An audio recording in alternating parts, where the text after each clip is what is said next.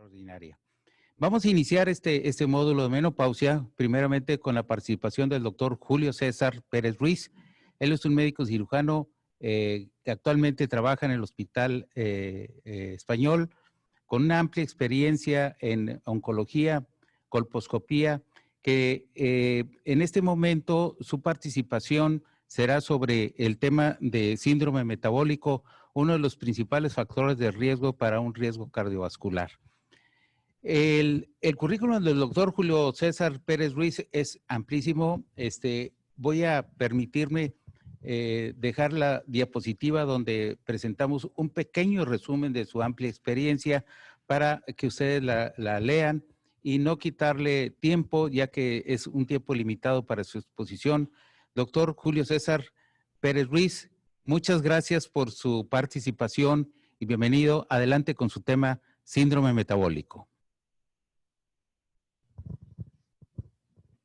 Sí, buenos días. Gracias al comité organizador del Colegio de Ginecólogos y Obstetras de Monterrey por la invitación. Y gracias a todos ustedes por estar en este foro académico y poder compartir esta conferencia. Yo soy el doctor Julio César Pérez Ruiz. Esto es parte de mi currículum. Hablar de síndrome metabólico es muy importante, sobre todo en la etapa de la menopausia y posmenopausia, ya que más del 60% de nuestra población femenina está en esta etapa, es decir, tiene problemas cardiovasculares, metabólicos, resistencia a la insulina, o bien otras ya son diabéticas. Aclaro que no tengo conflicto de intereses para llevar a cabo con ustedes esta charla. Esto es para ejemplificar qué es lo que ocurre después de la menarca a la posmenopausia. Sobre todo en la etapa de transición a la menopausia, no estamos haciendo diagnósticos adecuados. Es decir, el diagnóstico de síndrome metabólico está subdiagnosticado y, por supuesto, subtratado. Y esto genera un problema creciente y, sobre todo, como veremos más adelante, en nuestras pacientes posmenopáusicas con las complicaciones, los riesgos y, sobre todo, la calidad de vida. Si hablamos de obesidad, hay que tomar en cuenta que el tejido adiposo es una glándula endocrina. ¿Qué es lo que ocurre normalmente? ¿Qué ocurre con la obesidad? Hay un desequilibrio de citocinas, es decir, disminuye la adiponectina. La adiponectina es una adipocitocina antiinflamatoria. A disminuir de manera importante en las pacientes con obesidad, va a generar un estado inflamatorio, es decir, va a haber citocinas proinflamatorias, va a haber una metainflamación generando lo que conocemos como factor de necrosis tumoral, interleucina 1,6, inhibe el activador de plasminógeno. Como consecuencia, esto genera un estado inflamatorio crónico, que implica lo que conocemos en algunas enfermedades como síndrome metabólico, resistencia a la insulina, diabetes, enfermedad cardiovascular. Entonces vean la importancia de todo lo que ocurre para hablar de síndrome metabólico. Como punto importante es la obesidad con todo este desequilibrio de citocinas. Si vemos la historia natural del síndrome metabólico, quiero que vean ustedes en relación a tiempo con factores ambientales. En el estadio 1 es donde los invito a hacer medicina preventiva, pero medicina preventiva no en modificar factores ambientales, sino dar un tratamiento farmacológico. ¿A qué me refiero? Si ustedes observan, aquí ya hay obesidad abdominal, hay sedentarismo, la presión arterial todavía está normal, pero puede o no haber dislipidemia con glucosa en ayuno normal.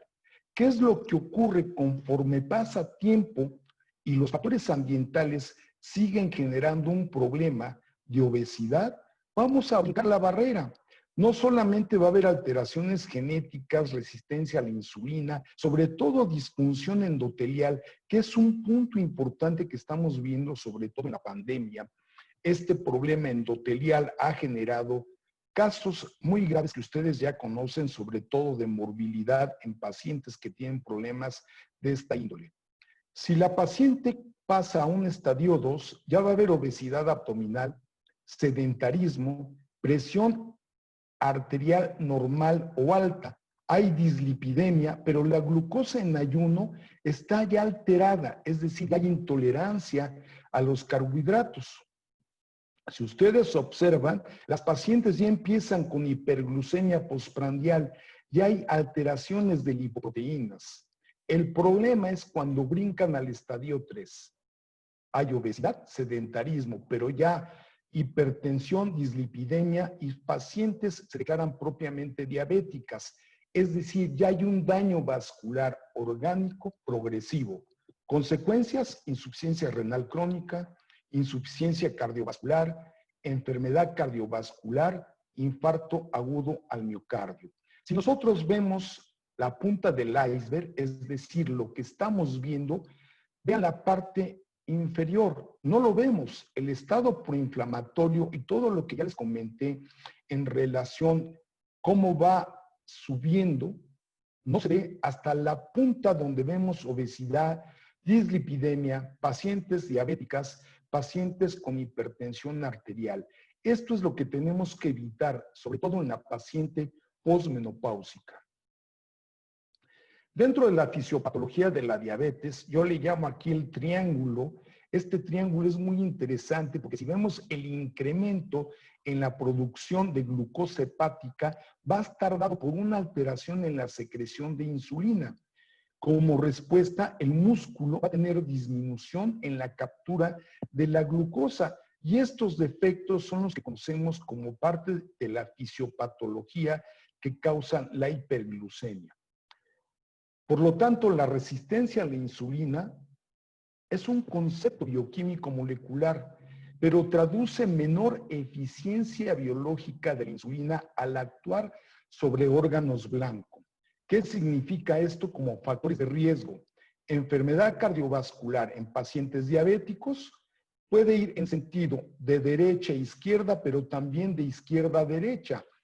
Observemos hiperglucemia, va a dar hiperinsulinemia, por supuesto obesidad central. Son pacientes que van a tener problemas a nivel renal, hipertensión arterial y problemas de lipoproteínas. Estos factores de riesgo cardiovasculares prácticamente están dados en todas las pacientes que tienen síndrome metabólico. ¿Qué es el síndrome metabólico? Yo lo considero como una expresión clínica. En otras palabras, es una asociación de enfermedades y anormalidades que tienen como tronco común la resistencia a la insulina e hiperinsulinemia. ¿Cómo podemos hacer el diagnóstico? Prácticamente con 3 de las siguientes características podemos hacer el diagnóstico de síndrome metabólico. El perímetro abdominal, es importante cómo vamos a valorar esto. Aquí sugerencia, a veces no lo sabemos medir. Por arriba de 85 centímetros en la mujer es un factor de riesgo. Y aquí la mejor manera de hacerlo es localizar el borde inferior de la última costilla al borde superior de la cresta ilíaca, y en la parte media es donde tenemos que medir la circunferencia abdominal. Por arriba de 85 ya es un factor de estos 3 a 5 para diagnosticar síndrome metabólico. Triglicéridos elevados, y hay que hacer hincapié en el colesterol de alta densidad. Muchas veces nos fijamos en los estudios y vemos el colesterol malo. Está alto, por arriba de 100, pero si el colesterol bueno, que es el cardioprotector, está por abajo de 45, es un factor que tenemos que considerar para síndrome metabólico. Por supuesto, glicemia en ayunas aumentada e hipertensión arterial. Si nosotros vemos dentro de los criterios diagnósticos los puntos de corte, tenemos que valorar lo que ya comenté. Aumento del perímetro abdominal.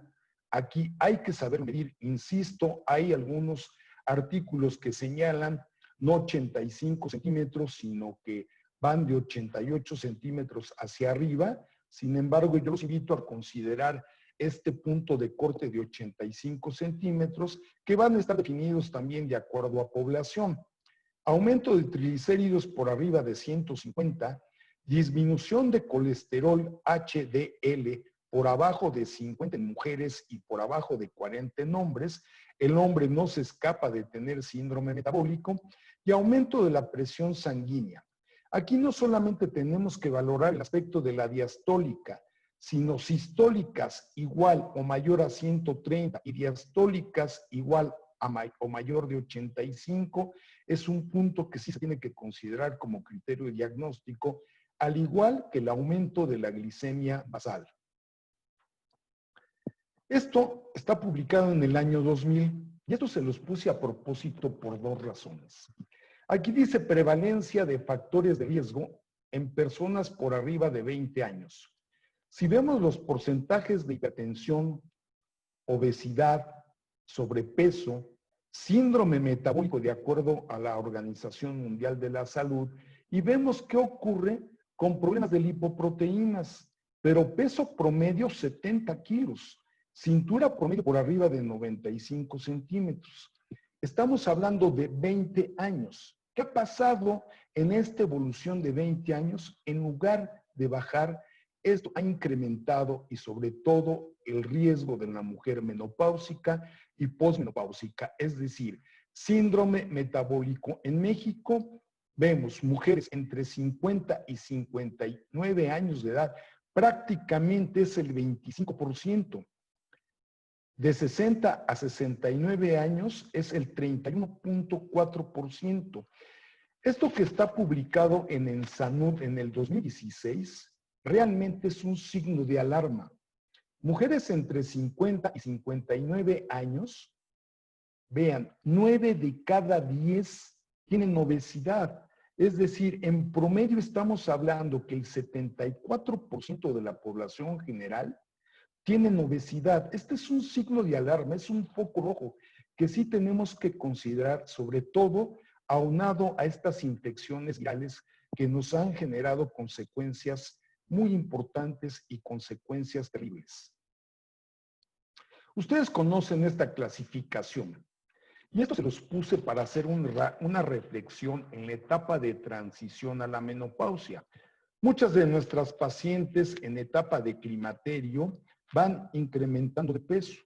Una mujer bien portada, que se alimenta bien, que hace ejercicio, en promedio está aumentando 250 gramos por año. Entre los 40 y 50 años de edad prácticamente es poco, 2,5 kilos, pero estamos hablando de una mujer que se cuida, que hace ejercicio, que tiene una alimentación bien adecuada. Pero la gran mayoría de nuestras pacientes no lo hace así. Es el momento de hacer diagnóstico y evaluar qué paciente tiene riesgo o ya tiene síndrome metabólico para evitar que en la posmenopausia, sobre todo en la etapa tardía, tengan consecuencias en relación a su calidad de vida. Se calcula que para el año 2030, entre el 17 y 20% de la población van a tener más de 65 años. Esto es un problema creciente que tenemos que atender. Ya para el 2018, esto ya se había calculado porque se publicó en el 2005, que mujeres entre 35 y 65 años de edad, es decir, periodo del climaterio, el número total de mujeres es de 21.3 millones, rebasó las expectativas. Pero matemáticamente hablando, ya se calculó que para el 2030 prácticamente 27 millones de mujeres se van a encontrar en este rango de edad. Y aquí es donde hacemos la primera pregunta. ¿Estamos preparados para una longevidad prolongada? La realidad es que no estamos preparados porque estamos dejando pasar el diagnóstico y estamos subtratando a estas pacientes. Esto que ya publicó INEGI, matemáticamente hablando, 2050, es decir, las mujeres van a tener una esperanza de vida de 85 años. Si en nuestro país promedio la menopausia es a los 48.3 años, vamos a poner un punto de corte, 50 años. Y van a vivir hasta los 85, es decir, 35 años de su vida, ¿en qué condiciones van a vivir? Una cosa es vivir y respirar y otra cosa es tener calidad de vida. Al principio de la charla yo les comenté que estas pacientes que tienen síndrome metabólico tienen problemas cardiovasculares, metabólicos, resistencia a la insulina o ya son diabéticas. Entonces, ¿qué es lo que va a pasar con esta población si van a vivir 35 años promedio en estas condiciones? Es un gran signo de interrogación que tenemos que reflexionar. Por lo tanto, la transición, es decir, una mujer en la menopausia, en la etapa de transición, va a tener aumento de grasa abdominal, alteración del perfil lipídico, va a haber resistencia a la insulina, y esto publicado en el 2014 en Santiago de Chile, que prácticamente estamos en los mismos porcentajes, es decir, aumento de la prevalencia de síndrome metabólico en la menopausia es un 60%, es un porcentaje muy alto. Y aquí en la tómbola prácticamente les hago un resumen de todo esto, es decir, síndrome metabólico que llega hipertensión arterial sistémica, dislipidemia, alteración en el metabolismo de los carbohidratos y va a haber mala secreción y resistencia a la insulina, diabetes mellitus, aumento de circunferencia abdominal. Y aquí la obesidad juega un papel importante en el síndrome metabólico. Todos estos factores que van a generar dentro de la tómbola un incremento de morbimortalidad, pero sobre todo van a tener una mala calidad de vida a consecuencia de la obesidad, generando estos factores que ya comenté que incluyen este síndrome metabólico. Por lo tanto, insisto, la obesidad como factor del síndrome metabólico, y aquí es la invitación. Las pacientes cuando llegan al consultorio, a veces nos enfocamos al motivo principal de consulta. Pero si nosotros invertimos un minuto en tomar en cuenta el índice de masa corporal, que es una fórmula muy sencilla, es peso entre altura por altura, vamos a ver qué pacientes tienen sobrepeso o qué pacientes ya tienen obesidad. Y esto nos va a permitir inducir medicina preventiva o por lo tanto inducir a estas pacientes cambio en el estilo de vida o un tratamiento farmacológico. Esto que ustedes conocen ya hasta el cansancio, solamente recalcar que los índices de masa corporal entre 30 y 34.9 estamos hablando de obesidad clase 1. Riesgo de enfermedad es alto. Pero si ya estamos de obesidad clase 2, es decir, 35 a 39.9, el riesgo es muy alto. Pero lamentablemente hay quienes rebasan 40 de índice de masa corporal.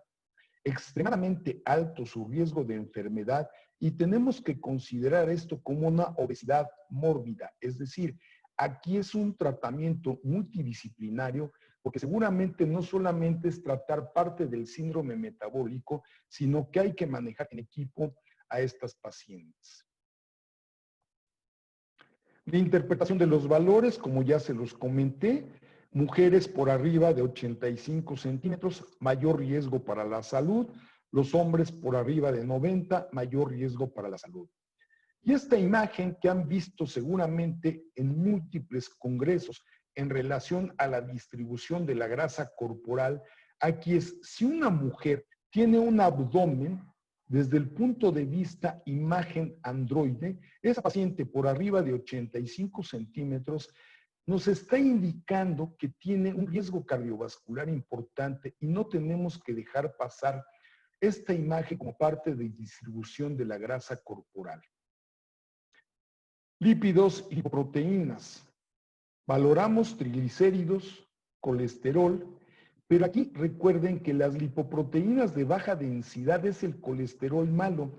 Yo a veces pongo un ejemplo y probablemente se van a reír muchos de ustedes. Pongo el ejemplo de un drenaje nuevo. Obviamente todo se va perfectamente.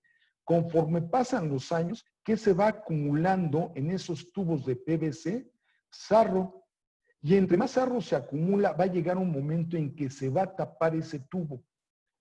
Lo mismo puede ocurrir con nuestros vasos. Entre mayor cantidad de lipoproteínas de baja densidad, es decir, es la basura de nuestro cuerpo, el colesterol malo, tenemos riesgo cardiovascular. Y el cardioprotector, obviamente lipoproteínas de alta densidad es el que nos va a proteger. Pero si está bajo y el otro está alto, tenemos un desequilibrio de cardioprotección.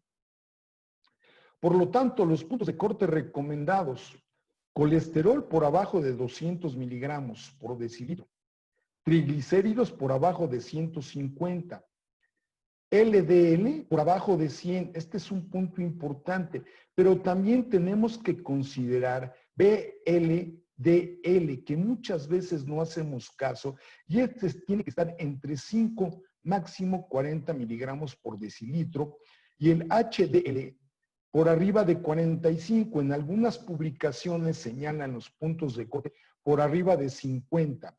Sin embargo, por arriba de 45 puede ser óptimo. Lo ideal es que esté por arriba de 50. Como parte del síndrome metabólico y asociación con múltiples comorbilidades crónicas, está todo esto. Sin embargo, quiero resaltar un punto importante en relación a porcentajes. La obesidad contribuye el 44% a la carga de diabetes. Pero por otro punto, en enfermedades coronarias y dislipidemia e hipertensión, la obesidad contribuye el 23% a la carga de cardiopatía isquémica. Entonces, vean, esto es muy importante como parte de lo que estamos hablando de síndrome metabólico y sobre todo en la posmenopausia. Si nosotros susceptibilizamos a una de nuestras pacientes y solamente modificamos el estilo de vida a través de 52 semanas, prácticamente en promedio bajan 6-7 kilos. Pero si damos una terapia combinada, es decir, modificamos estilo de vida, un tratamiento farmacológico, van a bajar más de 13 kilos. Por lo tanto, la invitación es: la farmacoterapia contribuye a una mayor pérdida de peso. Y en estas pacientes que rebasan un índice de masa corporal de 30, es una indicación de dar tratamiento farmacológico para este síndrome metabólico. Tratamientos que podemos utilizar en México existen, y esto está al alcance de todos: catecolaminérgicos, podemos utilizar inhibidores de la digestión y también podemos utilizar saciógenos. De los catecolaminérgicos tenemos la norcedoefedrina. Esto ya está bien estudiado, sobre todo la eficacia y seguridad. Es una combinación de triodotironina, atropina, aloína y diazepam, pero de liberación prolongada.